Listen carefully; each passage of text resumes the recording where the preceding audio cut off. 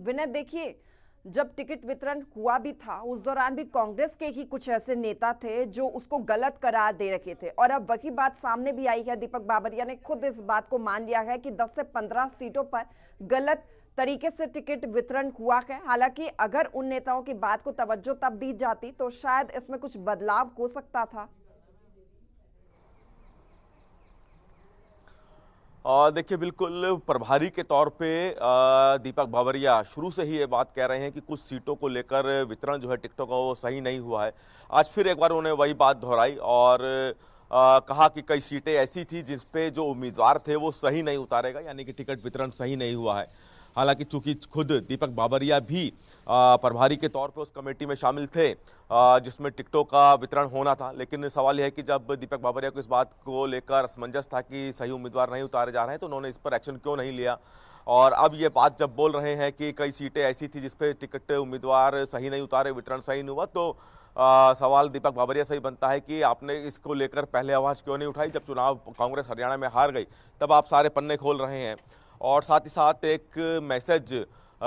जो कि कहा जा रहा है कि दीपक बाबरिया के पास काउंटिंग वाले दिन पहुंचा था, वो भी दीपक बाबरिया की तरफ से कहा गया कि हाँ, उनको एक मैसेज आया था जिसमें कहा गया था कि कुछ सीटों पे 10 से 12 सीटों पर धांधली हो सकती है, और इस सीट को उन्होंने प्रदेश कांग्रेस अध्यक्ष यानी कि उदय भान को भेज दिया था। तो लगातार दीपक बाबरिया पर भी सवाल खड़े हो रहे थे। खुद प्रदेश अध्यक्ष उदय भान भी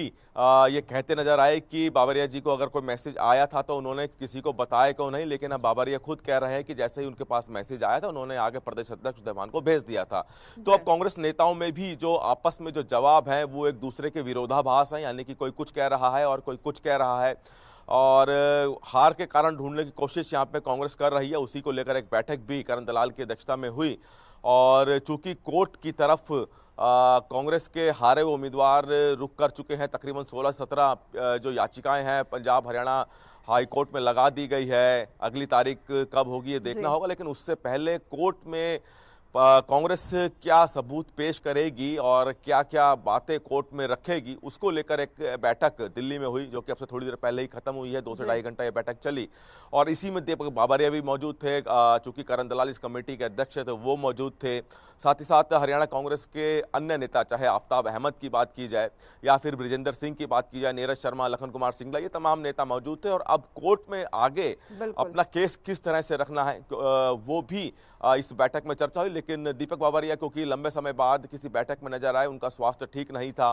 और अब जब स्वास्थ्य हल्का ठीक हुआ है तो इस बैठक में मौजूद रहे, और इसीलिए दीपक बाबरिया ने तमाम सवालों के जवाब दिए, जिसको लेकर लगातार अभी तक दीपक बाबरिया पे कांग्रेस के ही नेता सवाल खड़े कर रहे थे। जी बिल्कुल विनय, देखिए, आपने भी जिक्र किया कि ये सवाल तो उठता है कि अगर इस चीज के बारे में दीपक बाबरिया को पहले से पता था तो वो एक्शन ले सकते थे। उन्होंने उस समय क्यों नहीं एक्शन लिया? क्योंकि देखिए, उनका एक वीडियो भी सामने आया था, काफी भावुक वो दिखाई दिए थे, रोते हुए नजर आए थे। कहीं ना कहीं ये संदेश भी था उस चीज को लेकर। बाकी के नेताओं का ये भी कहना था कि केवल भूपेंद्र हुड्डा की टिकट वितरण में चली है, और शायद इसी बात से निराश वो भी थे और एक्शन भी नहीं ले पाए।